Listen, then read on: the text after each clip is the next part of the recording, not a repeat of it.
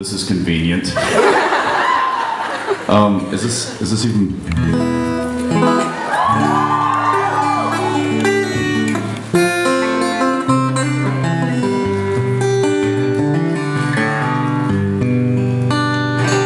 There you go.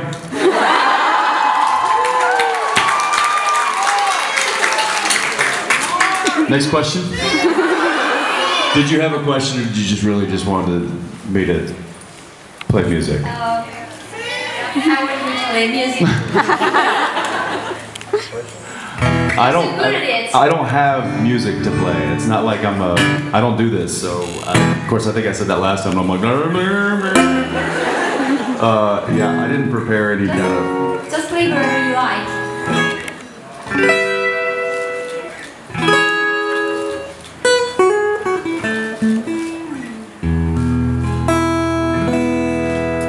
I don't have any songs.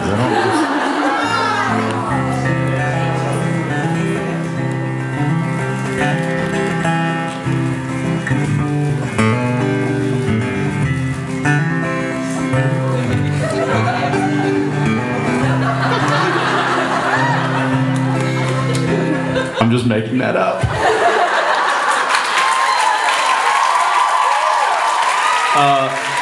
Look, I'll just hang on to it for a little bit, and if I get inspired, maybe I'll do something. I'll just continue on. Okay? Okay. All right. Thank you. So, did you want to ask a question? No. Okay. Okay. What's up? Have you ever experimented something so unreal to be like, I don't know, filming a supernatural scene? Because I'm a medical student and I see strange things all the time.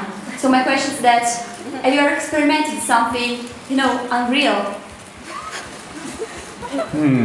Like supernaturally weird? Yes.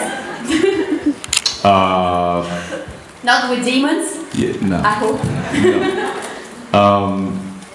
No. No, in fact, I think I want to say we had something happen recently that was a little odd, but the problem is we live in the world of odd and unexplained. And so when something really does happen, we're so immune to it that it doesn't affect us anymore. And that's, I think, the scariest thing for me is I have this false sense of security when it comes to the paranormal. And when I'm home and, you know, lying in bed and something bang happens in the other room, and my wife jumps up, she's like, something's here, something's in the house, something, someone, and I'm like, it's fine, just go get some salt and put it under the door. Go back to bed. Thank you. Hi there. Hello, Jason. Hello. I want to know, what kind of sleep song do you sing for your daughter? And do you please sing it now?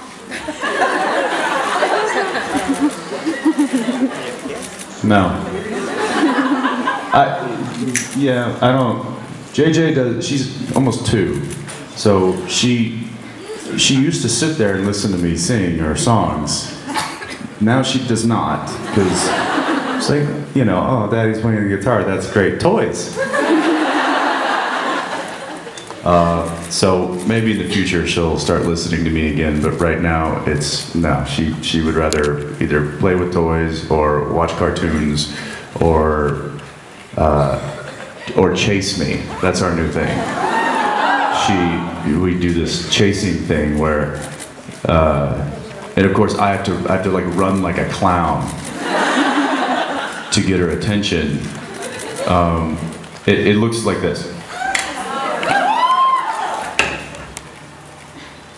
So I'll look at her across the room and I'll go, and I'll start slowly backing away, and her face just lights up and she's like, oh, it's on. And then I'll just do I'm not kidding, I have to do this.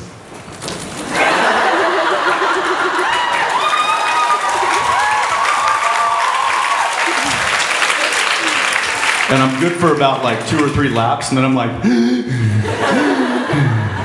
Daddy needs a snack. But she just screams at the top of her lungs, and it's like, It's Chase Daddy time. But what ends up stopping it generally is my big dog, Oscar. He thinks it's time to play Chase too. So now I have this 70-pound dog running and leaping, and when you've got a little 2-year-old trying to chase you, the two of those things don't mix very well because they're both hyper and out of control. But Oscar thinks it's fun to chase and then grab with teeth. So I generally have to tackle him and put him down, and then JJ just jumps on both of us. And that's my life when I go home. Yeah.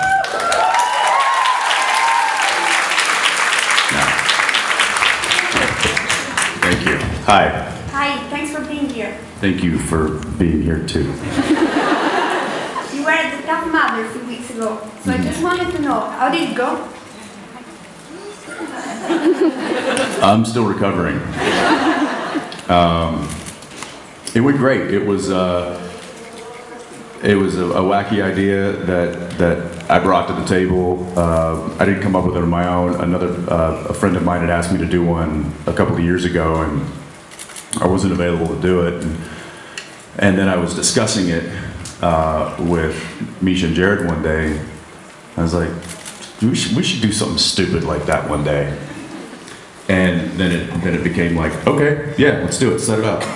And so we had actually set it up to do last fall in Portland, and Jared obviously got hurt over the summer.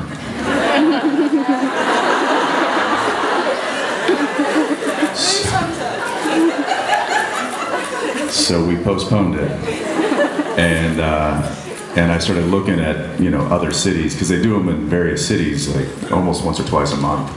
And then I saw that there was one near Austin. I knew that we were going to be there, and that made a lot of sense for us. And I kind of put the word out to the other guys, and a lot of them really wanted to also be a part of it. Tomo wanted to be there, Sebastian wanted to be there, Gil wanted to be. So there was a lot of guys that couldn't make it. Matt Cohen wanted to be there. But we got a good group of guys, and everybody, kind of trained for it a little bit. I think if we were actually running a competition, that it would have been a lot more difficult, but it was a nice kind of bonding thing for the guys to do, and there is video of it. Jared and Osric both wore GoPros.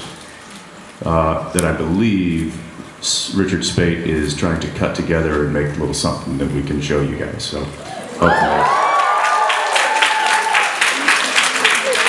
It ain't pretty. It ain't pretty at all.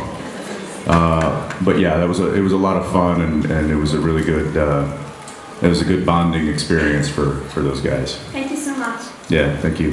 Hi. Hi. Do you think Dean is capable of killing Sam in the season finale? Capable of killing Sam? I'm going to say that Dean is capable of just about anything at this point.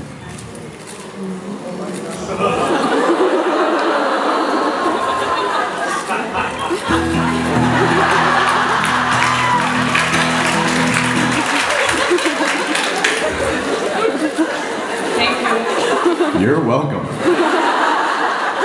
Hi. Thank you for being here. It's so cool to meet you. And my question is, in the episode Soul Survivor, in which you were also, by the way, were you referring to Jack Nicholson's interpretation in The Shining, playing Leon Dean?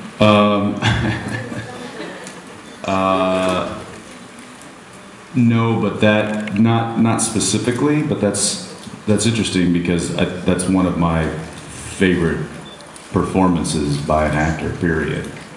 One of my favorite movies, and the inspiration that I get a lot of times to make certain choices with a character are sometimes inspired by what I have seen in the past. And sometimes I may not know that. I may not know where that's coming from. But subconsciously it might be coming from Jack in The Shining. Yeah, so, I mean, it could have been. Okay, thank you. Yeah, thank you. Hi. Hi, I was wondering which qualities do you think Dean admires more about Sam?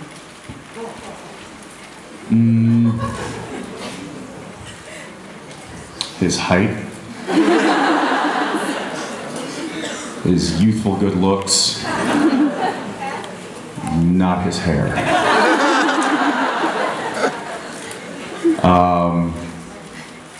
I think his, Dean probably wishes that he had a little bit more of Sam's analytical skills, that he could analyze things a little better than he does, because it's obviously gotten Dean into trouble before, just, you know, acting without really thinking. Although that's, you know, one of the reasons I love Dean, is because he just follows his heart, and he does what he thinks is right in the moment. And, you know, obviously sometimes that's not a good idea, like getting the mark of Cain and conning his brother into inviting a bad angel into his life. You know, the list goes on. But yeah, I think that I think Dean really admires Sam's intellect, which is funny because I admire Jared's intellect. So it's odd how art imitates life sometimes. Yeah. Thank you. Thank you. Hi. Hi, Jensen. First of all, I want to thank you because it's been 10 years, and I want to thank you and Jared for being with us for so long.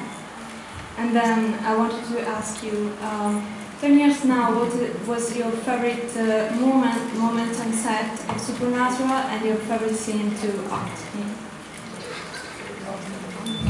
That's a really difficult question. I'll say, I don't know if it's my favorite, but it's just one that comes to mind, and it's one that happened this year, season 10. And that is the 200th episode.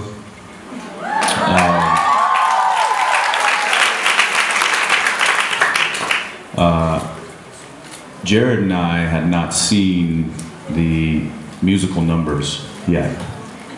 And they had already been rehearsed, they had already been choreographed, they had already been recorded. And we walked onto set that day, and Phil, our director, made it a point to kind of try and keep it from us.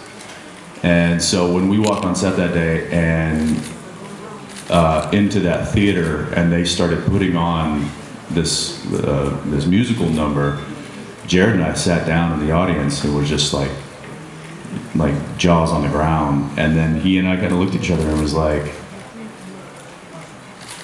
we helped build this. And it was just kind of a nice reflective moment for he and I to sit and listen to this, you know, this song encapsulate these characters' lives that we have been playing for the past 10 years. And that was, it was kind of a really nice reflective moment that I had with him, and he and I just kind of, it was nice that we got to share that. So, but we get, I mean, there's crazy moments, there's heartwarming moments, there's fun moments, there's angry moments, there's shocking moments. We have it all, and we try to give as much of that to you as possible. So thank you for being here for 10 years as well.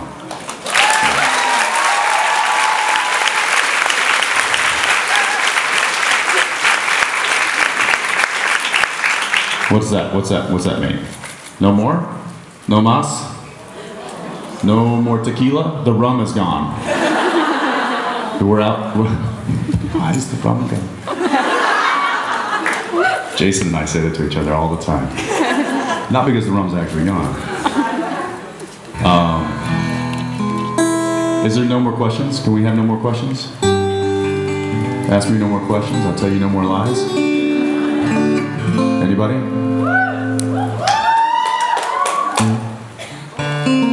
Whoa, that's wrong.